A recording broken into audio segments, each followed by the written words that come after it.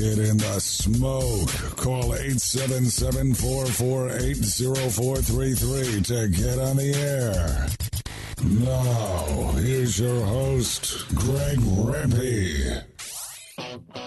Big B, Moonshine Band, Suburban Voice Records. Let's go! I'm an outlaw.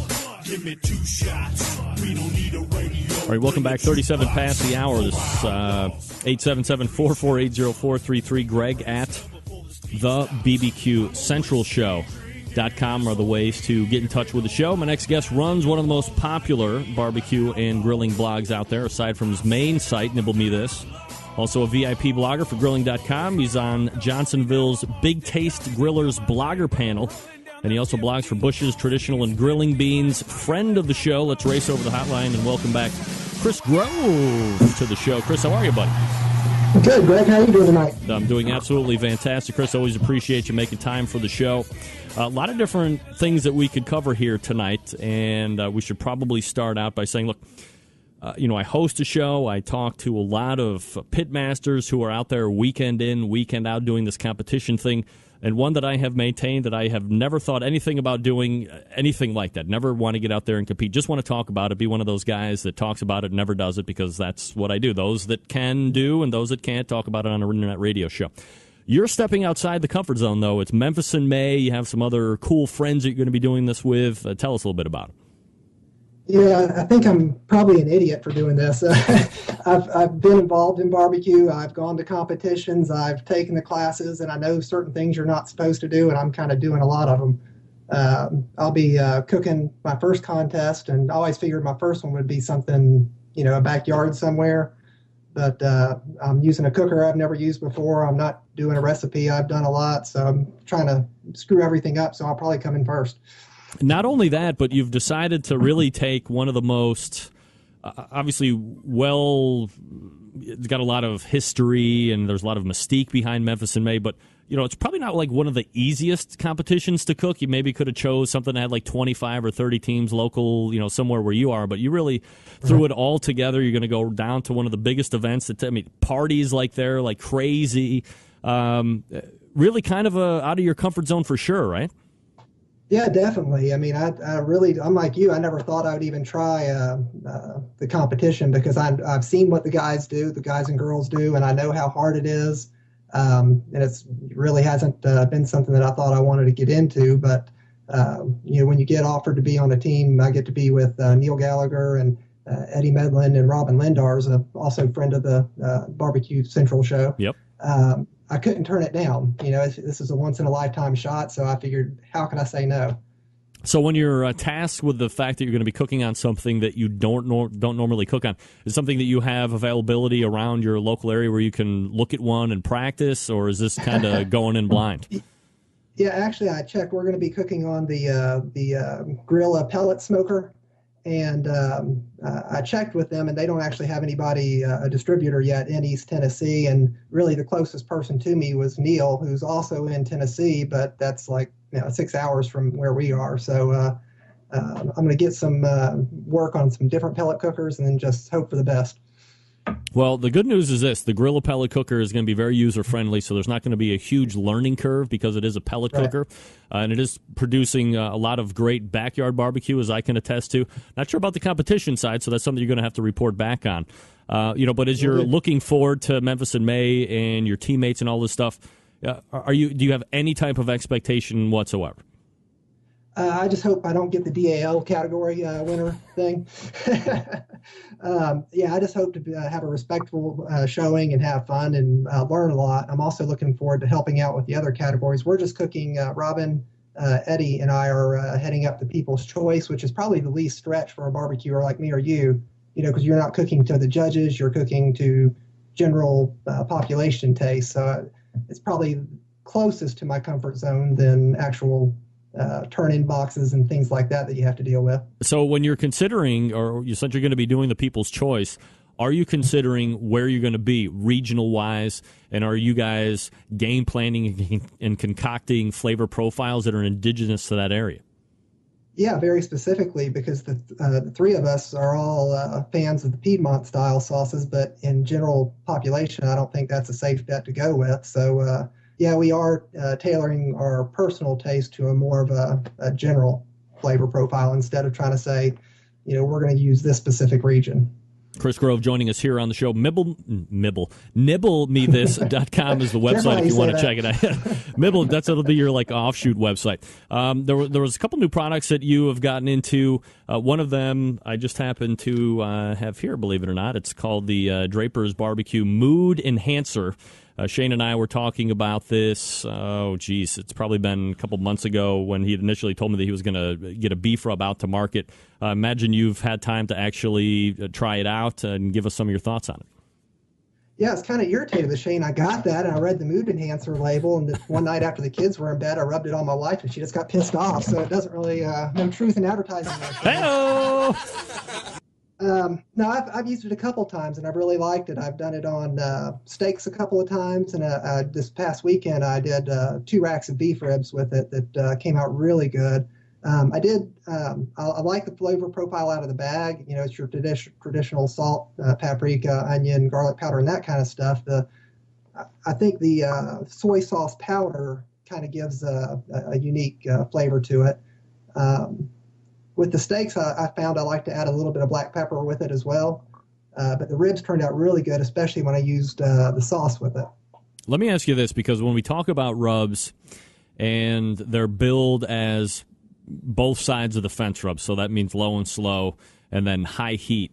Whenever a barbecue guy tells me that, I always become a little bit on the edge because traditionally, because you're not cooking at nearly as high temperatures with the low and slow, you don't have to worry about that sugar caramelizing or anything like that. Did you notice any type of burn or meat welding to the grill because of the high heat and the sugar's caramelizing?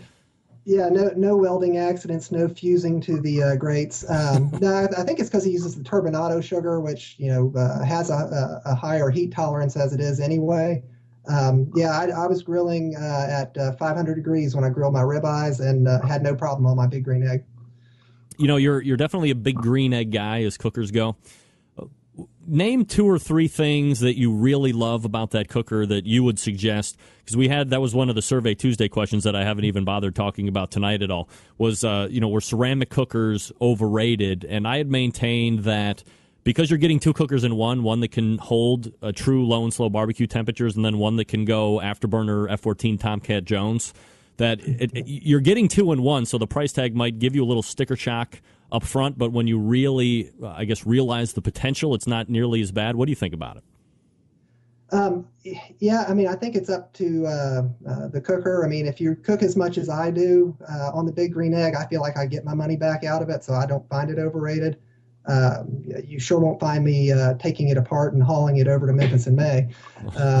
So, it's got that downside. But no, I like the fact that I can do the pizzas on it.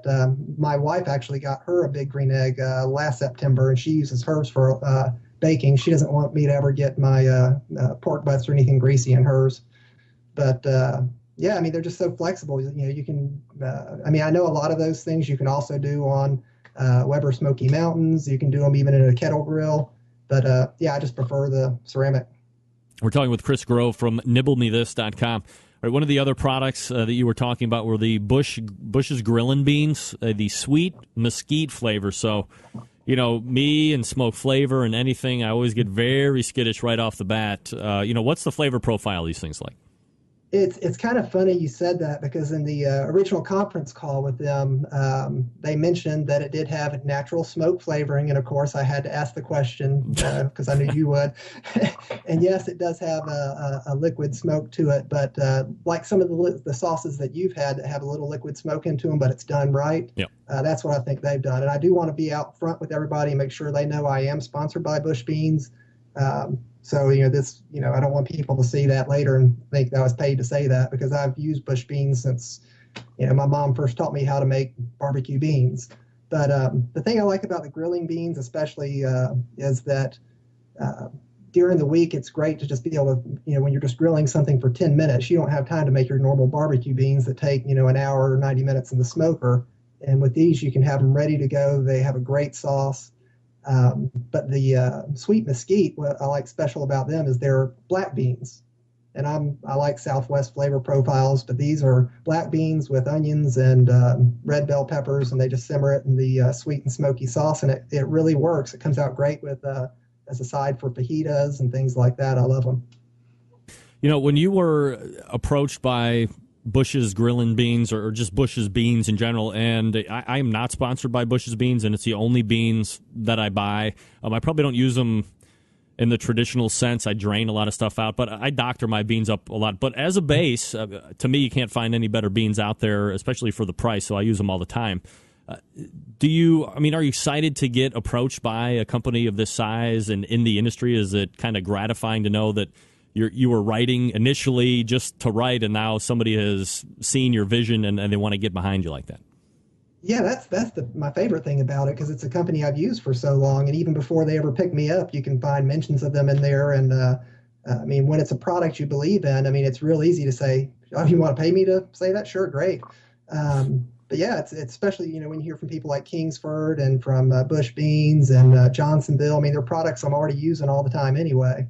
So I love that I can do that naturally and not have to go out and actually ask people. Chris Grove joining us here on the show.